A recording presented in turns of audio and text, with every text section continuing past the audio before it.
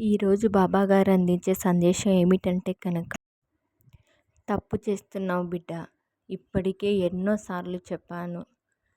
ఇప్పటికీ కూడా వినకపోతే ప్రమాదంలో పడతావు. నీ కలను అడ్డగిస్తున్న ముప్పు ఇదే.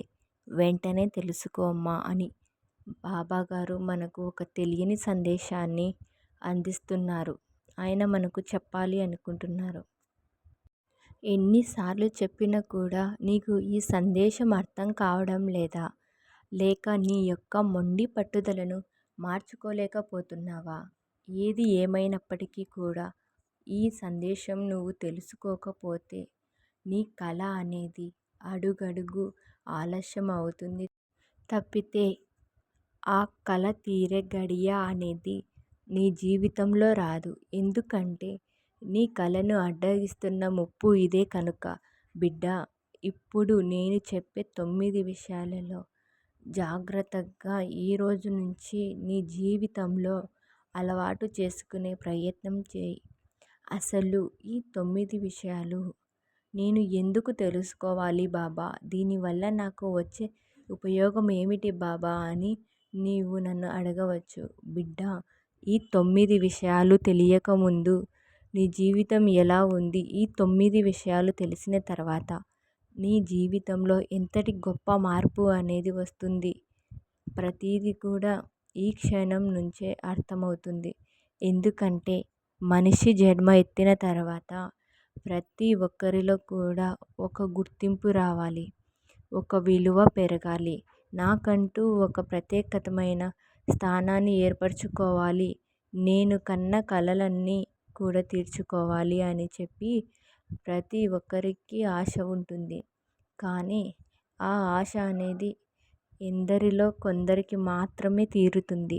ఆ కొందరిలో నువ్వు కూడా ఒకరు కావాలి అంటే ఈ జీవిత సత్యాలను నువ్వు తప్పకుండా తెలుసుకోవాలి బిడ్డ.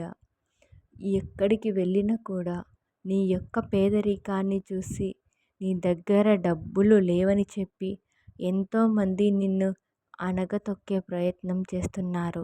అన్నీ ఉన్నా కూడా నిన్ను చూడలేక ఓర్వలేక నీ మీద పడి ఏడుస్తూ బ్రతికేవారు ఉన్నారు. ఇవన్నీ కూడా నీ జీవితాలలో జరుగుతూ ఉంటే మనశ్శాంతి నీకు దూరమైతే ఈ 9 విషయాలు తప్పకుండా తెలుసుకొని తీరాలి బిడ్డ. అందులో మొదటిది, నీవు ఉన్నా లేకపోయినా కానీ నీకంటూ ఒక ప్రత్యేకమైన గుర్తింపు ఏర్పడాలి అంటే జనాల మధ్యలో నీవు లేకపోయినా నీ గురించి మాట్లాడుకునేలా చేయాలి. నీ యొక్క గొప్పతనాన్ని, నీ యొక్క తెలివితేటలని అడుగడుగునా ప్రశంసించేలా చేసుకోవాలి. దీన్నే రెప్యుటేషన్ అంటారు.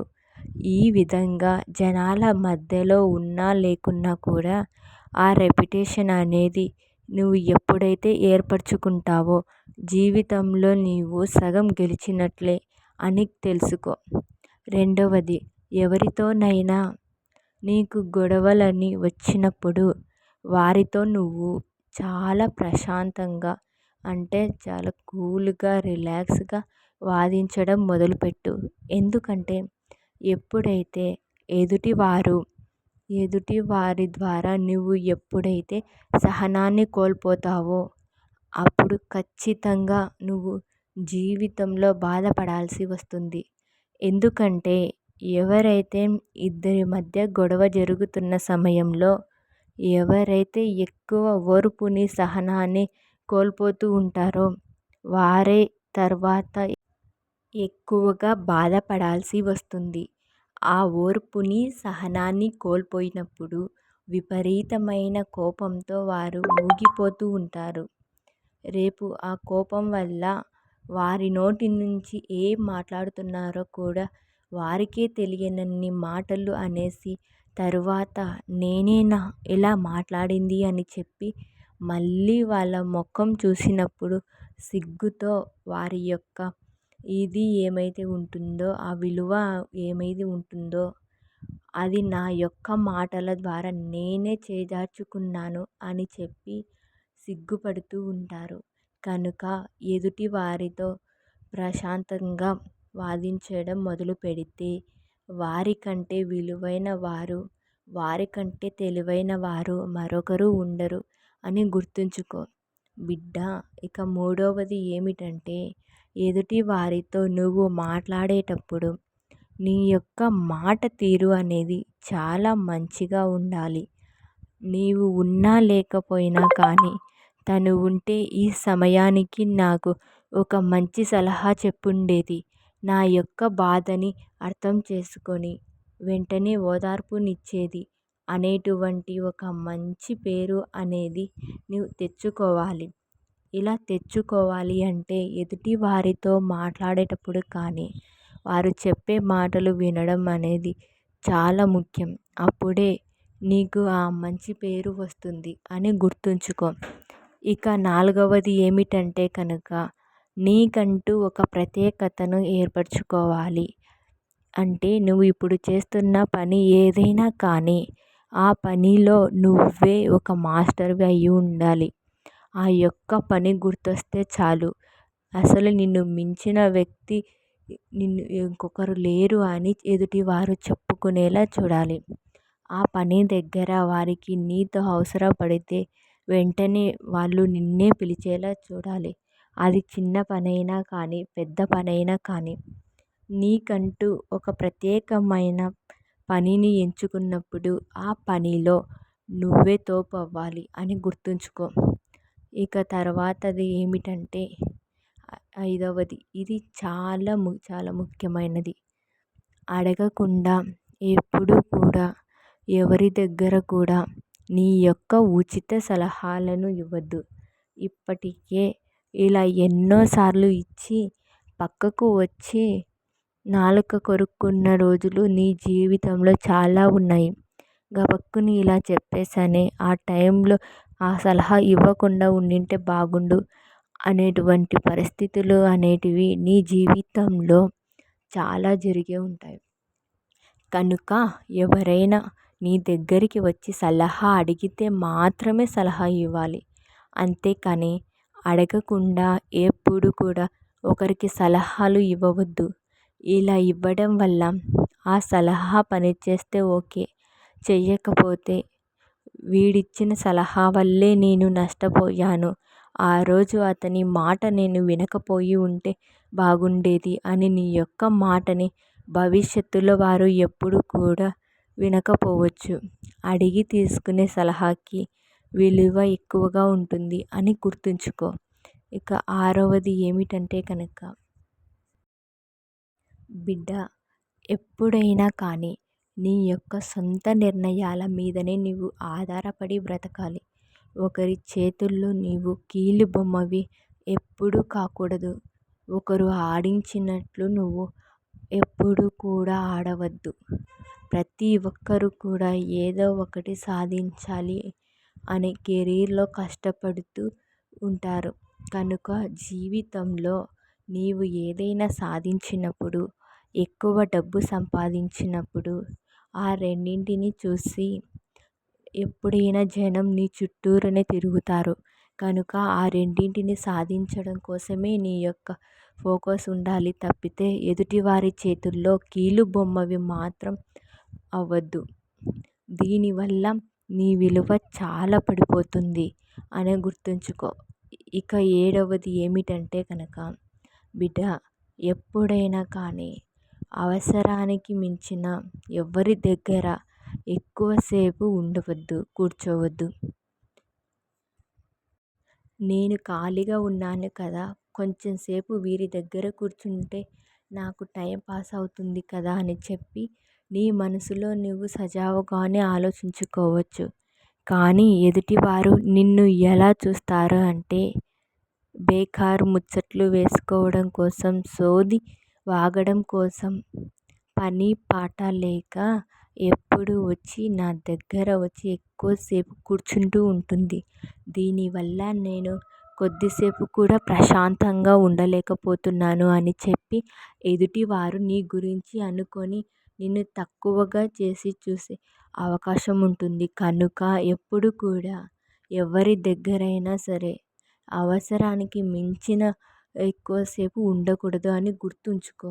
ఇక ఎనిమిదవది ఏమిటంటే, నీ యొక్క ముఖ్యమైన ఉద్దేశాలను ఎవ్వరికీ కూడా తెలియకుండా దాచుకోవాలి. ఎందుకంటే ఏదైనా నీకు ఒక ఆలోచన వచ్చినప్పుడు ఆ ఆలోచనని ముందుగానే 10 మందికి చెప్పడం వల్ల నీ యొక్క ఆలోచనను వారు ఉపయోగించుకొని వారు జీవితంలో గొప్ప స్థాయికి వెళ్ళవచ్చు.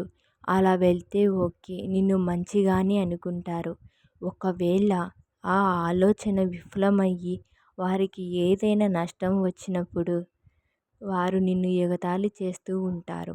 నీవు ఆలోచనని నీ జీవితంలో అమలు చేసుకొని అందులో నువ్వు కింద పడినప్పుడు నిన్ను ఎగతాళిగా జ్ఞానంగా మాట్లాడుకునే అవకాశాలు అనేవి చాలా ఎక్కువగా ఉంటాయి. కనుక నీ యొక్క ఆలోచనలు అనేటివి నీ దగ్గరే ఉంచుకోవాలి. వాటిని అమలు చేయాలా లేదా అమలు చేయకుండా ఆపాలా అనేది పూర్తిగా నీ మీదనే ఆధారపడి ఉంటుంది. కనుక తీసుకునే నిర్ణయాన్ని ఏవైనా సరే ఎదుటివారికి చెప్పకుండా నీ సొంత నిర్ణయాలను నీ దగ్గరే ఉంచుకోవడం చాలా ఉత్తమం. లేకపోతే నిన్ను కోతల రాయుడు అని చెప్పి ఎక్స్ట్రాలు చేసేవారు అని చెప్పి అతిగా మాట్లాడేవారు అని చెప్పి నిన్ను ఎగతాళిగా చెప్పుకునే అవకాశాలు చాలా ఎక్కువగా ఉంటాయి బిడ్డ. ఇక 9వది ఏమిటంటే కనుక జనాలు ఏది అడిగినా కానీ సరే సరే అని చెప్పుకుంటూ ఉంటే కనుక జీవితంలో అందరూ నిన్ను ఉపయోగించుకోవడానికి చూస్తారు. కనుక జనాలు ఏమడిగినా కానీ ఓ సరే అని మాత్రం చెప్పొద్దు. చేతగాని పనులకు, నీవు చెయ్యలేని పనులకు ప్రామిసులు చెయ్యడం, వారికి హామీలు ఇవ్వడం, వారి మధ్యన నువ్వు ఒక ఆట బొమ్మలా ఉండడం అనేది నీ జీవితంలో అస్సలు చెయ్యవద్దు. ఎందుకంటే జనాలు ఏది అడుగుతున్నా కానీ నువ్వు ఓకే అనడం వల్ల వారి యొక్క పనులను కూడా నీ చేత్తో తెలివిగా చేయించుకొని నిన్ను ఒక పనివాడిలాగా, ఒక పని దానిలాగా వాడుకొని వదిలేస్తారు. ఎందుకంటే ఇప్పటి రోజుల్లో ఉన్నవారు అందరూ కూడా అవసరం ఉన్నంత వరకే అమ్మ అంటారు. అవసరం తీరిపోయిన తర్వాత నువ్వెవరో నేనెవరో అన్నట్లుగా ఉంటున్నారు. అలాగా సొంత వాళ్ళ విషయాల్లోనే జరుగుతుంది కదా తల్లి. ఇకపై బయట వారి విషయంలో నువ్వు చెప్పాలా నేను చెప్పాలా అన్నట్లుగా ఉంటుంది. కనుక ఏది మంచి ఏది చెడు అని చెప్పి అర్థం చేసుకొని జీవితంలో ముందడుగు వెయ్యి బిడ్డ. ఇటువంటి విషయాలు నీకు ఇప్పటికీ ఎన్నోసార్లు చెప్పాను. కానీ మళ్ళీ మళ్ళీ ఎదుటివారి కింద దిగజారుతున్నావు. కోపం వచ్చినప్పుడు ఆ కోపాన్ని అణుచుకోకుండా ముందే నువ్వు ఓర్పుని కోల్పోతున్నావు. ఎన్నో రకాలైన ప్రాబ్లమ్స్ని నువ్వే ఏరి కోరి తెచ్చుకుంటున్నావు. ఎదుటివారి చేతుల్లో పిచ్చిదానిలాగా ఒక ఆట బొమ్మలాగా మారిపోతున్నావు. ఇదంతా కూడా నీ మంచితనం అనుకోవాలా లేదా నీ యొక్క అమాయకత్వం అనుకోవాలా? నీకంటూ ఒక ప్రత్యేకమైన విలువని నువ్వు ఏర్పరచుకున్నప్పుడే కదా తల్లి నీ యొక్క కోరికలు నెరవేరడానికి ఒక అవకాశం అనేది ఏర్పడుతుంది. ఎప్పటికైనా కానీ నీ కలలను అడ్డగిస్తున్న ఈ ముప్పులను వెంటనే దూరం పెట్టి నేను ఎలా చెప్పానో అలానే నీ జీవితంలో ముందడుగు వేసే ప్రయత్నం చెయ్యి. అంతా కూడా నువ్వు కోరుకున్నట్లే జరుగుతుంది అని చెప్పి బాబాగారు మనకు ఈ చక్కని సందేశాన్ని అందించారు. బాబాగారు అందించిన ఈ సందేశం బాబాగారు మనకు తండ్రి స్థానంలో ఉండి చెప్పారు. కనుక వీటిని నిర్లక్ష్యం చేయకుండా ఈ 9 విషయాలు గుర్తుంచుకోండి. అందరిలో గుర్తింపును తెచ్చుకోండి. సాయిబాబా ఆశీస్సులతో అందరూ సంతోషంగా ఉండాలని బాబా తరపు నుంచి కోరుకుంటున్నాను. ఓం సాయిరామ్. శ్రద్ధ సబూరి.